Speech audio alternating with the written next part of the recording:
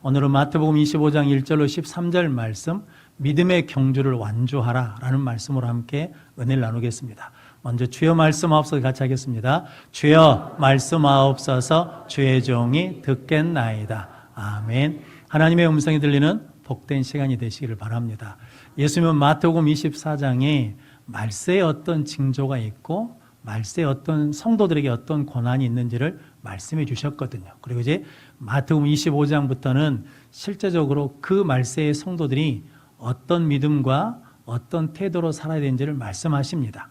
마태복음 25장을 우리에게 말씀해 주신 이유는 이제 예수를 믿는 우리가 여러 가지 어려움이 있거든요. 근데 그 어려움 속에서 신앙을 멈추지 않고 신앙을 버리지 않고 끝까지 믿음의 완주를 하기를 원하시는 마음으로 주시는 말씀이거든요. 그래서 오늘 본문 말씀을 통해서 믿음의 경주를 완주하기 위해서 우리가 어떤 믿음을 가져야 되는지 또 어떻게 살아야 되는지 함께 은혜를 나누므로 우리 모든 성도들이 믿음의 경주를 완주하여 승리의 면류관을 얻는 성도들이 되시기를 바랍니다. 믿음의 경주를 완주하라. 첫 번째는 하나님의 주권을 인정하라입니다. 5절 6절 말씀 같이 읽겠습니다. 신랑이 더디오므로 다 졸며 잘새 밤중에 소리가 나되 보라 신랑이로다 맞으러 나오라 하매. 아멘. 예수를 믿으면 구원을 받아서 우리는 어디를 향해서 나가냐면 천국을 향해서 가거든요. 그래서 이걸 바울이 히브리서에서는 우리는 경주하는 사람이다 라고 말씀하거든요. 어떤 경주를 하냐면 믿음의 경주를 한다는 거죠. 믿음의 경주를 하는 사람은 무엇을 지켜야 되냐면 경기, 규칙을 지켜야 된다라고 말씀합니다. 디모데후서 2장 5절 말씀. 경계하는 자가 법대로 경계하지 아니하면 승리자의 관을 얻지 못할 것이며. 아멘. 경기를 하는 것을 보면 경기 규칙을 지키지 않고 반칙을 하면 무엇을 줍니까? 경고를 줍니다. 심하면 무엇을 시킵니까? 퇴장을 시킵니다. 마라톤 뉴스를 보니까 중국에서 1등으로 들어왔는데 자격이 실격 처리됐대요. 왜냐하면 몰래 차 타고 와가지고 나머지 부분만 뛰었다라는 거거든요. 그러니까 이건 완전히 경기 규칙을 무시한 거죠.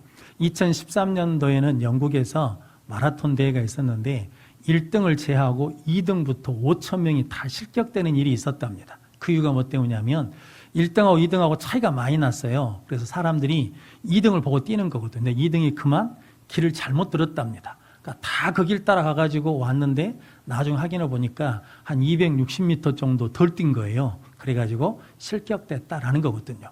성도 여러분, 믿음의 경주는 더더욱 무엇을 지켜야 된다는 겁니까?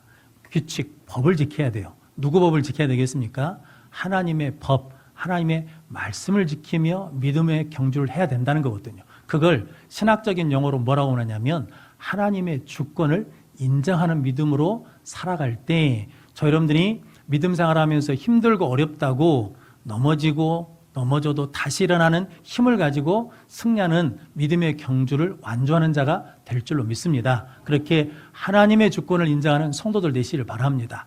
하나님의 주권을 인정하는 것이 무엇이냐? 자, 믿음장인 히브리서 11장에 보면 그 히브리 11장에는 모든 사람들은 공통점이 하나 있는데 그게 뭐냐면 하나님의 주권, 즉 하나님의 인도하심을 늘 믿고 그것을 따랐던 사람들이거든요. 자, 대표적인 사람이 요셉이거든요. 요셉은 어렸을 때 꿈을 꿨습니다. 형들의 볕단이 자기에게 절을 하는 겁니다. 심지어는 하늘의 해와 달, 즉 아버지와 어머니도 자기에게 절하는 꿈을 꿨거든요. 그래서 요셉은 어떤 생각을 가졌겠습니까? 자기가 높아질 줄 알았거든요. 그런데 그 생각과 반대로 하나님 어떻게 하셨냐면 구덩이에 떨어지게 하셨습니다. 그리고 애굽의 종으로 팔려가게 하셨거든요. 그런데 내 생각에 사로잡혀서 있었다 그러면 그때 요셉은 하나님을 원망하고 믿음을 버릴 수 있잖아요. 그런데 요셉은 어떤 믿음이 있냐면 그래도 누가 옳다는 겁니까? 하나님이 옳습니다. 하나님이 맞습니다. 하나님이 함께 하신다는 하나님의 주권을 인정하는 믿음을 갖고 있어서 그 상황에서도 믿음이 떨어지지 않았습니다. 믿음을 버리지 않고 계속 무엇을 하는 겁니까? 떨어져 있어도 종으로 팔려도 믿음의 경주를 계속했더니 그게 나중에 뭐가 되었습니까? 애굽의 총리가 되었습니다. 성도 여러분, 우리는 하나님의 주권을 인정하고 그 자리에서 견디고 인내하면 하나님이 무엇을 열어주시냐면 하나님의 길을 열어주십니다. 하나님의 방법을 허락해 주십니다. 그러면 내가 할 수 없는 일을 하게 하는 믿음의 역사를 이루게 되는 줄로 믿습니다. 우리는 요셉이 보디발의 집에 종으로 팔리는 것이 어디로 가는 길이라는 걸 압니까? 애굽의 총리로 가는 길이라는 걸 알지요. 요셉은 그때 알았을까요? 몰랐을까요? 모릅니다. 그런데 모르는데도 무엇을 인정하니까? 내가 이 상황에 있는 것도 하나님의 뜻이 있습니다. 이렇게 하는 것도 하나님이 옳습니다 라고 하는 하나님의 주권을 인정하는 믿음으로 그 자리에서 뭐 했더니 믿음을 지키고 믿음의 경주를 했더니 하나님이 열어놓으신 길로 갔거든요. 이제 우리도 마찬가지죠. 우리도 지금 내가 겪고 있는 어려움과 힘듦과 속상함이 왜 그런지 우리는 지금 압니까? 모릅니까? 몰라요. 그래도 하나님이 나와 함께 하시고 하나님이 이렇게 하신 것이 뜻이 있으시고 하나님이 이렇게 하신 방법이 옳습니다 라고 믿는 믿음으로 뭐하면? 견디고 있으면, 여전히 믿음 생활을 하면, 믿음의 경주를 하면 우리가 알지 못하는 길을 내어주시고 우리가 생각지 않는 은혜도 주시고 우리가 원치 않았던 복도 주시는 능력을 얻게 될 줄로 믿습니다. 그래서 요셉이 그의 인생 마지막에 창세기 50장 24절 25절 말씀, 요셉이 그의 형제들에게 이르되 나는 죽을 것이나 하나님이 당신들을 돌보시고 당신들을 이 땅에서 인도하여 내사 아브라함과 이삭과 야곱에게 맹세하신 땅에 이르게 하시리라 하고, 요셉이 또 이스라엘 자손에게 맹세시켜 이르기를 하나님이 반드시 당신들을 돌보시리니 당신들은 여기서 내 해골을 메고 올라가겠다 하라 하였더라. 아멘. 요셉의 때 하나님의 약속이 이루어지지 않죠. 우리는 내 때 이루어지면 좋겠잖아요. 그런데 요셉은 내 때 이루어지지 않아요. 그런데도 하나님의 주권을 인정하는 믿음을 가지고 있으니까 그가 뭐라고 고백합니까? 나는 죽어도 하나님이 당신들을 뭐 할 거랍니까? 돌보실 겁니다. 걱정하지 마십시오. 그리고 하나님이 아브라함과 이삭과 야곱에게 약속한 땅에 반드시 들어가게 할 거니까 그때 내 해골을 가지고 가라라고 고백하거든요. 하나님의 주권을 인정하는 믿음을 갖고 있으니까 하나님의 약속이 성취되는 것을 내가 누리지는 못했어도 이미 뭐하고 있다는 겁니까? 성취하고 누리고 있는 은혜를 받았다라는 거거든요. 그럼 성도 여러분, 여러분들이 힘들고 어렵고 내 시간에 맞지 않아도 하나님이 옳습니다 라고 하는 하나님의 주권을 인정하는 믿음으로 견디면 반드시 믿음의 경주를 완주하고 승리하게 될 줄로 믿습니다. 그래서 믿음이란 말이 히브리어로 에무나라는 말이랍니다.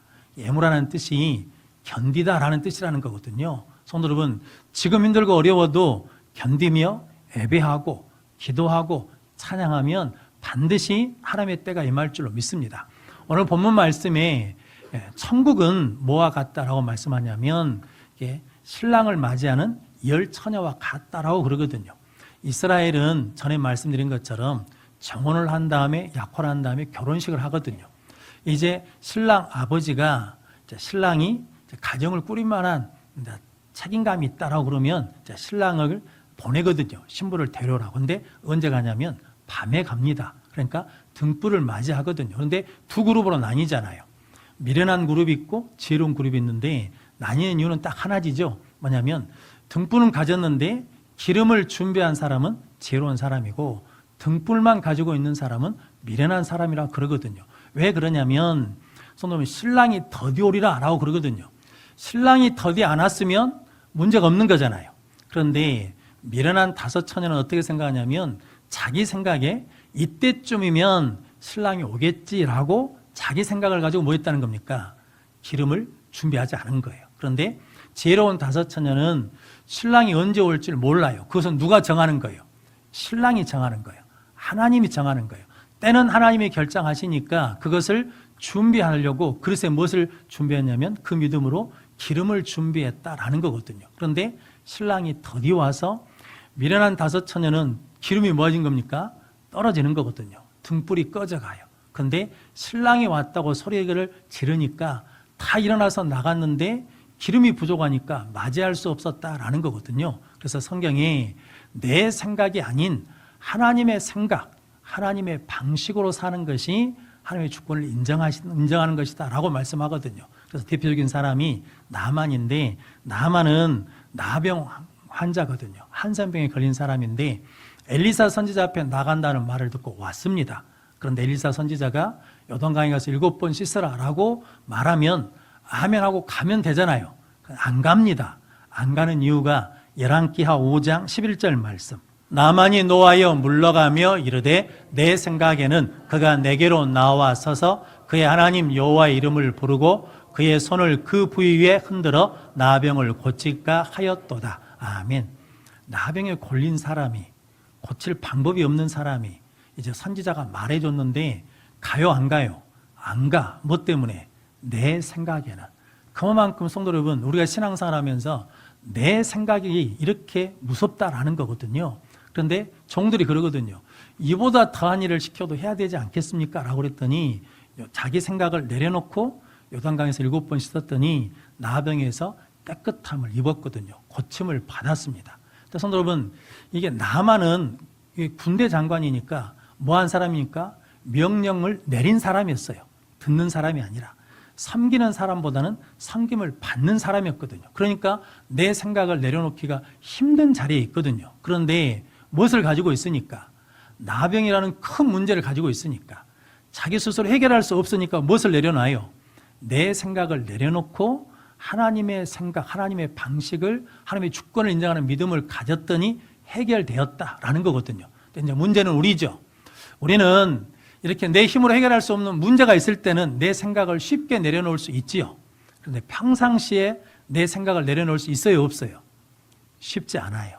그래서 예수님이 겟세마네 동산에서 보여주셨잖아요. 내 뜻대로 마시고 아버지 뜻대로 하십시오. 그런데 누가복음에서는 예수님이 힘쓰고 애써서 기도하셔요. 그래서 땀방울이 뭐가 됐다는 겁니까? 핏방울이 되었어요.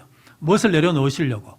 내 생각을 내려놓고 하나님의 뜻, 하나님의 생각, 하나님의 주권을 받아들이기 위해서 땀방울이 핏방울이 되도록 뭐 했다는 겁니까? 기도했다라는 거거든요. 그럼 성도 여러분, 내 생각을 내려놓고 하나님의 주권을 인정하는 그 믿음을 갖는 것이 영적인 싸움이라는 거죠. 그래서 예수님께서 마태복음 16장 24절 말씀. 이에 예수께서 제자들에게 이르시되 누구든지 나를 따라오려거든 자기를 부인하고 자기 십자가를 지고 나를 따를 것이니라. 아멘. 우리는 예수 따르는 예수님의 제자가 된 줄로 믿습니다. 그래서 예수님을 따르려거든 자기를 뭐하고 부인하고, 자기를 부인한다는 게 뭐겠습니까? 내 생각, 내 방식, 내 기준을 내려놓고 하나님의 방식, 하나님의 기준, 하나님의 주권을 인정하는 믿음을 가지고 자기 십자가를 지고 나를 따르라 라고 말씀하십니다. 그러면 성도는 말세를 사는 우리 성도들이 신앙의 경주를 시작해서 끝까지 안주하는 승리자가 될 줄로 믿습니다. 성도 여러분, 청년 때 믿음이 좋았어요. 그러면 노년 때도 뭐 해야 돼요? 믿음이 좋아야 돼요. 그런데 여러 가지 일들과 환경과 사건 때문에 뭐 할 수 있다는 겁니까? 넘어질 수 있어요. 원망할 수 있어요. 불평할 수 있어. 근데 그때 우리는 무엇을 기억해야 된다는 겁니까? 하나님이 살아계십니다. 하나님이 함께 하십니다. 지금 이 상황도 하나님의 뜻이 있습니다. 이 방법이 하나님이 옳습니다 라고 하나님의 주권을 인정하면 다시 일어나는 믿음을 가지고 믿음의 경주를 완주하여 천국이라는 결승점을 통과하는 승리자가 될 줄로 믿습니다. 하나님의 주권을 인정하는 믿음으로 믿음의 경주를 끝까지 완주하는 우리 모든 성도들이 되시기를 바랍니다. 믿음의 경주를 완주하라. 두 번째는 자기 기름을 준비하라입니다. 8절 9절 말씀. 미련한 자들이 슬기 있는 자들에게 이르되 우리 등불이 꺼져가니 너희 기름을 좀 나눠달라 하거늘 슬기 있는 자들이 대답하여 이르되 우리와 너희가 쓰기에 다 부족할까 하노니 차라리 파는 자들에게 가서 너희 쓸 것을 사라 하니. 아멘. 열처녀가 다 뭐 했습니까? 잤습니다. 졸았습니다. 근데 열처녀가 다 밤중에 신랑이 왔다는 소리를 듣고 다 일어났습니다. 그런데 이제 문제가 생긴 거죠. 등불이 꺼져가는 사람들이 있다라는 거죠. 그래서 슬기 있는 5 처녀한테 기름을 좀 나눠달라는 거거든요. 그때 슬기 있는 5 처녀가 너희와 우리 쓰기에 부족할까 두려우니까 가서 뭐라는 겁니까? 가서 사라는 거거든요. 성도 여러분, 내 믿음은 나눠줄 수 있어요? 없어요? 없어요. 세상에 있는 물질 이런 것은 나눠줄 줄 몰라요. 나눠줄 수 있을지 몰라. 그런데 영적인 자산인 믿음은 뭐 할 수 없다는 거예요. 나눠줄 수가 없어. 믿음은 내 믿음으로 구원받는 것이지 나눠줄 수가 없다라는 거거든요. 그래서 오늘 나눠줄 수 없다라고 말하거든요. 천주교에는 잉여 공로설이라는 게 있습니다. 마리아와 성자들이 자기가 구원받고도 남는 공로가 있대요. 믿음이 있다라는 거거든요. 그래서 그것을 뭐 할 수 있다는 겁니까? 나눠줄 수 있다라는 거거든요. 근데 그게 성경에 맞지 않는 이야기거든요. 오늘 본문 말씀에 나눠줘요, 못 나눠줘요? 못 나눠줘요. 자기 믿음으로 구원받는 거거든요. 그럼 성도 여러분, 자기 기름을 준비한다는 것은 내 믿음을 뭐하고 있어야 돼요? 굳건히 가지고 있어야 된다라는 거거든요. 누가 뭐라 해도 내가 믿음이 있으면 구원받을 줄로 믿습니다. 우리 모든 성도들이 그런 믿음을 소유한 성도들 되시길 바랍니다. 또 오늘 본문 말씀에 예수님은 등보다 뭐에 더 관심이 있다는 겁니까? 기름에 관심이 있다라는 거거든요. 등은 빛을 발하지만 기름은 보이지 않잖아요. 근데 기름이 있어야 된다라는 거거든요. 그래서 등은 정통적인 해석이 말씀을 의미하거든요. 시편 119편 105절 말씀에 주의 말씀은 내 발의 등이요 내 길의 빛이니이다. 근데 그 등이 빛나려면 뭐가 있어야 돼요? 기름이 있어야 돼. 믿음이 있어야 돼요. 또 성령의 기름이 있어야 된다라고 말씀하거든요. 그런데 마태복음의 내용에 보면 예수님께서 너희는 세상의 빛이다, 소금이다 그러시면서 마태복음 5장 16절 말씀, 이같이 너희 빛이 사람 앞에 비치게 하여 그들로 너희 착한 행실을 보고 하늘에 계신 너희 아버지께 영광을 돌리게 하라. 아멘. 빛을 발하려면, 등이 빛을 발하려면 뭐가 있어야 돼요? 기름이 있어야 되는데 예수님은 그 기름을 뭘로 말씀하시냐면 너희 착한 행실을 사람들에게 보여 하나님께 영광을 돌리게 하라라고 말씀하거든요. 그래서 예수님이 마태복음 7장에 열매로 그들을 알지니라 라고 말씀하거든요. 좋은 나무가 아름다운 열매를 맺고 못된 나무가 나쁜 열매를 맺는다라고 말씀하거든요. 자, 우리는 예수 믿고 구원받아 예수님과 뭐가 되었습니까? 접붙임이 됐어요. 하나가 됐어요. 그래서 우리는 뭐가 됐다는 겁니까? 좋은 나무가 되었어. 그러니까 이제 우리는 무엇을 맺어야 돼요? 아름다운 열매를 맺어야 돼요. 그게 뭐냐면 기름을 준비하는 것이다 라고 말씀하거든요. 그럼 성도 여러분, 저 여러분들이 늘 하나님의 은혜 가운데 예수 믿고 구원받아서 감사하잖아요. 자, 그 은혜를 가지고 뭐 한다는 겁니까? 잘 사는 것이 기름을 준비하는 것이다 라는 거거든요. 제가 강주 화정교회에 부목사로 있을 때 그때 처음으로 신천지들이 드러나기 시작했거든요. 그래서 교회에 신천지 빠진 집사님이 있어서 집에 갔더니 그 집사님이 신천지 목회자를 불렀어요. 둘이 이야기를 하는데 그러더라고요. 성경에 보면 기름을 가서 사라고 그러지 않았냐? 그래서 우리가 기름 파는 곳이다. 우리한테 와서 기름을 사야 구원을 받는다라고 그러더라고요. 그때 제가 뭐라고 그랬겠습니까? 오늘 본문 말씀, 기름을 사러 간 사람은 전부 다 천국에 들어가요, 안 들어가요? 못 들어간다. 그러니까 거기 갈 필요 없다. 예수를 주로 고백한 몸된 교회에서 구원받으면 된다라고 그랬거든요. 성도 여러분, 다른 데 가서 구원받는 게 아니라 예수 그리스도를 믿어야 구원을 받는 것입니다. 사러 가는 건 늦어요. 지금 뭐 해야 돼요? 지금 하나님이 기뻐하시는 아름다운 열매 맺는 삶을 살아야 돼요. 삶은 나눌 수 있어요, 없어요? 없어요. 내 삶을 다른 사람한테 나눠줄 수가 없어. 그러니까 지금 하나님이 기뻐하시는 삶을 살고 지금 하나님 앞에 영광되는 삶을 살면 무엇을 준비하는 거예요?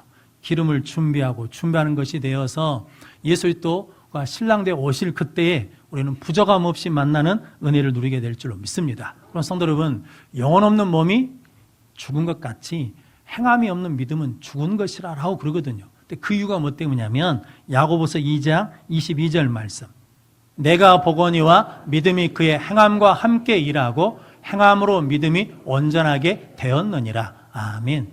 믿음이 그의 행함과 함께 일하고 행함으로 그 믿음이 온전하게 되느니라. 성도, 우리는 믿음으로 구원받습니다. 우리 공로로 행위로 구원받는 게 아니라 믿음으로 구원을 받습니다. 근데 그 구원이 진짜라고 그러면 이제 뭐가 달라진다는 겁니까? 행동이, 삶이, 열매가 달라진다라는 거거든요. 예수 믿는다 그래놓고 자꾸 거짓말해요. 그러면 그 믿음이 온전케 되지 않는다는 거죠.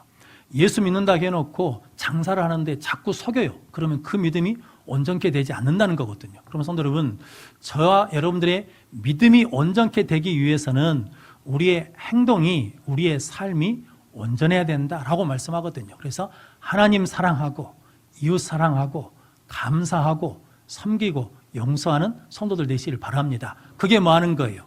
기름을 준비하는 것이다 라는 거거든요. 그 이유는 뭐 때문이냐면 나중에 심판 때가 되면 우리 행위로 심판을 받는다라고 말씀합니다. 요한계시록 20장 12절로 15절 말씀. 또 내가 보니 죽은 자들이 큰 자나 작은 자나 그 보좌 앞에 서 있는데 책들이 펴 있고 또 다른 책이 펴졌으니 곧 생명책이라. 죽은 자들이 자기 행위를 따라 책들에 기록된 대로 심판을 받으니 바다가 그 가운데서 죽은 자들을 내주고 또 사망과 음부도 그 가운데서 죽은 자들을 내주매 각 사람이 자기의 행위대로 심판을 받고 사망과 음부도 불못에 던져지니 이것은 둘째 사망 곧 불못이라. 누구든지 생명책에 기록되지 못한 자는 불못에 던져지더라. 아멘. 마지막이 되면, 심판 때가 되면 죽은 자들이 다 일어난다는 거거든요. 그런데 책이 있어요. 책이 펴져 있어가지고 그 행위대로 뭐 한다는 겁니까? 심판을 받아요. 지금 내가 오늘 어떻게 사는지가 다 뭐 한다는 겁니까? 기록이 된다고 생각해 보십시오. 내가 오늘 무슨 말을 하는지가 기록이 돼요. 내가 사람을 어떻게 대하는지 기록이 돼요. 내가 세상에서 어떻게 사는지가 기록이 돼요. 그걸 가지고 뭐 하신다는 거예요? 심판하는 것이 둘째 사망이라는 거거든요. 성도 여러분, 그때를 위해서 지금 우리가 무엇을 준비해야 된다는 겁니까? 자기 기름을 준비해야 된다. 그 마지막 심판 때가 있는 것을 믿고 우리가 믿음으로 살면, 믿음의 열매를 맺으면, 성령의 열매를 맺으면 예수 그리스도를 영접하여 천국에 들어가는 승리자가 될 줄로 믿습니다. 그럼 우리 모든 성도들이 되시기를 바랍니다.